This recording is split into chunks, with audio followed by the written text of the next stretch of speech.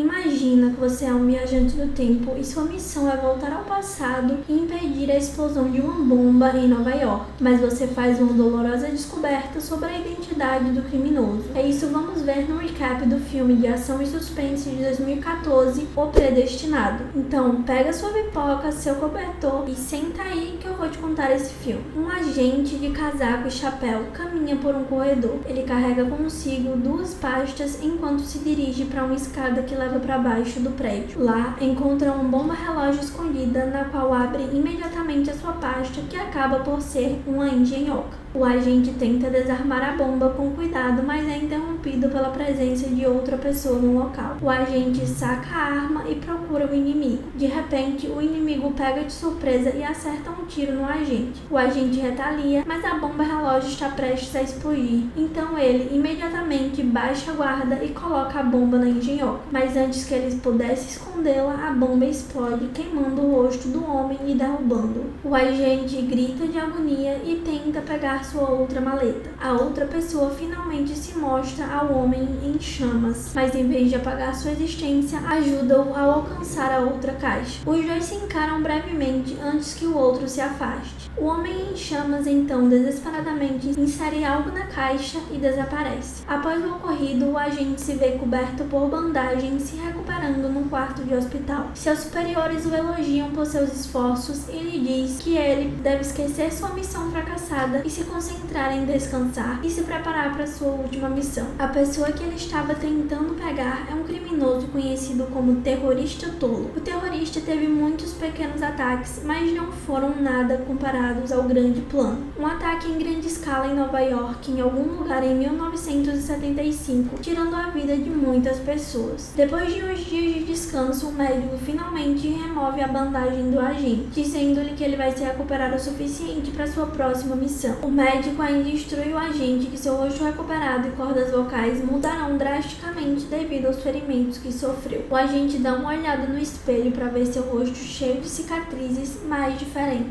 O agente reconhece e aceita suas alterações. 7 anos de descanso depois, o rosto do homem finalmente está totalmente curado. Ele pega seu gravador de voz e começa a registrar suas experiências. Ele explica que finalmente está prestes a ir para sua próxima e última missão. Ele explica ainda a importância de sua missão e como isso os aproximará de seu destino final. Enquanto o agente se prepara, os seus superiores entregam-lhe as armas e lembram-no das regras. Dizem-lhe que se desviar da missão resultará em perca de vida por injeção letal. O agente concorda com tudo isso e eles entregam a ele o caso. Depois de tudo dito e feito, ele parte para sua missão final. Em um bar da cidade, no meio da noite, o agente trabalha disfarçado como bartender, aparentemente esperando a chegada de alguém. Uma pessoa de casaco e chapéu entra no bar e imediatamente pede uma bebida. O barman atende a pessoa que estava sutilmente tentando puxar a conversa. Eles falam sobre o terrorista tolo por um curto período, mas imediatamente se transforma em uma conversa diferente.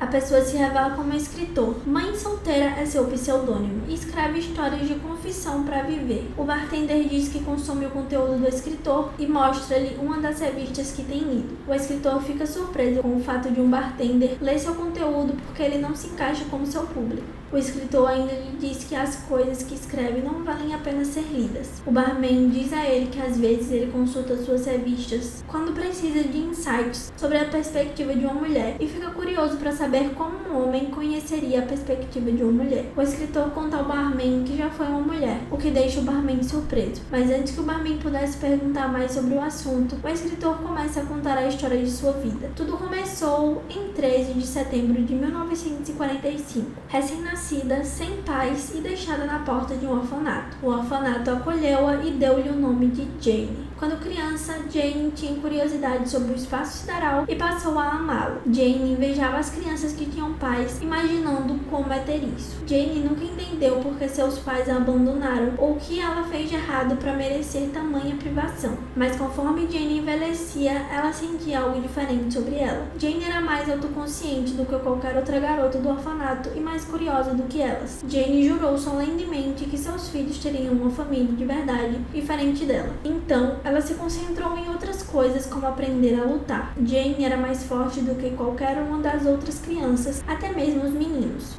Ela também era a mais esperta da turma. Ela adorava matemática e ciências e tudo era fácil para ela, mas nenhuma criança gostava dela e a achava uma esquisita. Mais tarde, Jane começou a se odiar, percebendo que ela ser diferente tornava muito improvável que ela fosse adotada. Jane aceitava que ninguém a tomaria como filha ou mesmo como esposa. Anos depois, Jane estava finalmente prestes a se formar quando conheceu o Sr. Robertson. Robertson estava procurando mulheres jovens como Jane para um emprego no serviço público em uma organização chamada Space Corp, possivelmente girando em torno de viagens espaciais. Robertson contou que procuravam mulheres que mostrassem grande potencial nas áreas de matemática e ciências e tivessem fortes habilidades físicas. Jane aceitou o convite e candidatou-se à empresa. Durante a entrevista, Jane se expressou diante dos entrevistadores. Ao ser questionada pelos entrevistadores sobre o que ela tinha de diferente para a viagem, ela disse a eles sua determinação. Ela estava falando sério sobre o que a organização queria dela, então ela foi aceita. Space Corp realizou sessões especiais de treinamento para os voluntários para testar se eles eram capazes de viagens espaciais. Eles deram a Jane e aos voluntários uma simulação visual avançada do espaço. Jane sentia-se viva e transbordava de entusiasmo ao ver uma viagem espacial, mas alguns dos voluntários não aguentavam. Space Corp deu-lhes resistência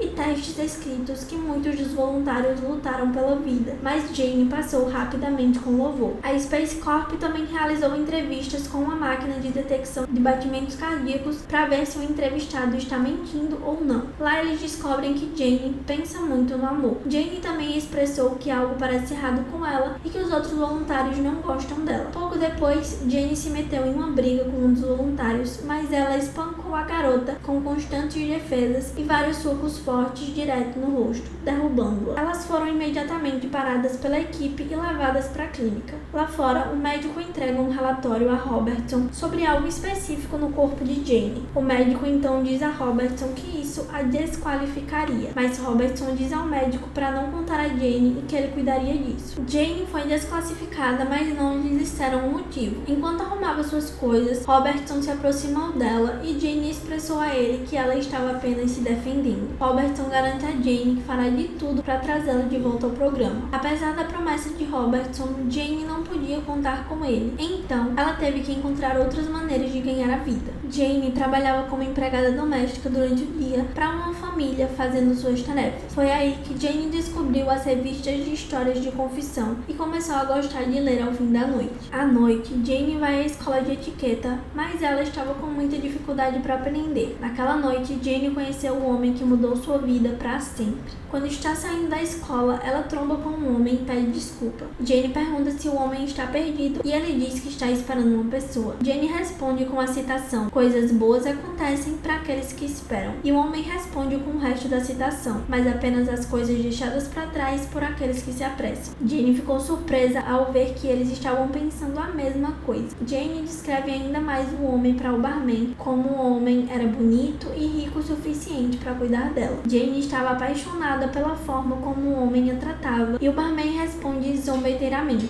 aparentemente sabendo como isso termina. Jane pergunta ao barman se ele já fez algo estúpido por amor, ao que o barman responde que já fez uma vez e entende como Jane se sentiu. Jane continua sua história contando ao barman que estar com aquele homem foi o momento mais feliz de sua vida, mas durou pouco tempo. Em uma noite, o homem disse a Jane para esperar no banco. O homem prometeu a Jane que voltaria, mas o homem nunca mais voltou. Jane diz ao barman que reconhece que a relação não passava de uma chama. Então, ela conseguiu seguir em frente rapidamente e continuou esperando voltar para a Space Corp. Então um dia, Robertson visitou Jane. Robertson disse a Jane a verdade de que a organização para a qual trabalhava não era para viagens espaciais. Era uma agência governamental confidencial que remodela irregularidades e só usou a Space Corp para encontrar pessoas extraordinárias. Pessoas que tinham habilidades excepcionais. Pessoas que não tinham família, passado e laços com o futuro. Pessoas como Jane. Jane diz ao barman que não entendia o que significava o trabalho, mas sabia que mudaria sua vida para melhor. Até que ela percebeu que estava grávida e Robertson nunca mais apareceu para ela. Acontece que uma homem misterioso deixou Jane com mais do que apenas um coração partido e ela pensou que seu futuro havia acabado. Jane foi para uma enfermaria com outras grávidas, embora se sentisse sozinha. Uma noite, Jane se viu em agonia em uma mesa de operação com enfermeiras e médicos, pronta para finalmente dar à luz ao bebê. Na manhã seguinte à operação, Jane acordou e um médico veio examiná-la. O médico informa alegremente que a cesariana foi um sucesso e que o bebê era uma menina saudável. Mas então tudo mudou quando o médico começou a perguntar a Jane se algum médico já havia falado com ela sobre o estado de seu corpo.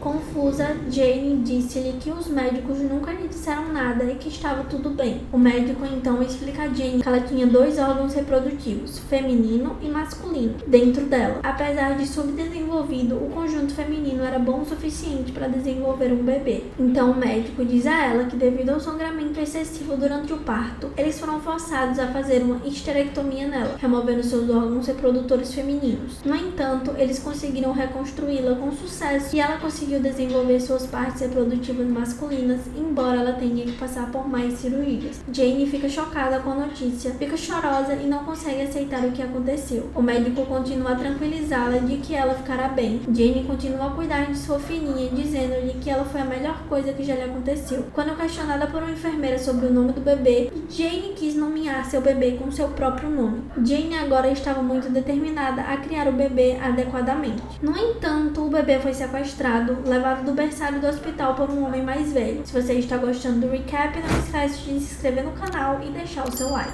Jane tentou desesperadamente de tudo, mas nunca encontrou seu bebê e eles nunca o encontraram no sequestrador. Aí tinha um outro problema dela. Jane teve que passar por 3 grandes operações e passou 11 meses no hospital para transformá-la em um homem. Tudo a fazia se sentir quebrada, pois ela estava se perdendo no processo. 11 meses depois, Jane se olhou no espelho e viu seu novo eu, finalmente aceitando que a garota que ela já foi, realmente se foi. Jane diz ao barman que cada vez que ela se olhava no espelho, lembrava-se da pessoa que arruinou sua vida. Jane tenta desesperadamente se alistar na Space Corp mais uma vez, mas sem sucesso. Eles sabiam de sua história e o marcaram como inapto para viagens espaciais, pregando o caixão no futuro desejado. Então, Jane mudou de nome e mudou-se para Nova York para seguir sua vida. Ele começou a tentar ganhar a vida, eventualmente levando a sua carreira atual de mãe solteira, escrevendo histórias de confissão para viver. Jane conclui a história com isso. Estranhamente, o barman então faz uma pergunta para Jane. Se ela tivesse a oportunidade de apagar a existência do homem, ela o faria? Jane respondeu que sim nos piscar de olhos, então o barman começa a dizer a Jane que conhece a pessoa e pode obrigá-la a fazer isso. Jane não confia nele, então o barman descobre o nome atual de Jane, que ela nem mencionou, que é John. John ainda está relutante, então o barman garante que ele trabalha para Robertson, o que finalmente leva John a segui-lo. O agente leva-o para o porão e mostra-lhe o seu kit de campo, dizendo-lhe que é uma máquina do tempo e que os dois vão viajar no tempo. John ainda desconfia do barman até que o agente se aproxima dele e diz para ele ficar parado, segurar o estojo e fechar os olhos, e os dois desaparecem do porão. John e o agente viajam para Cleveland, Ohio, em 1963.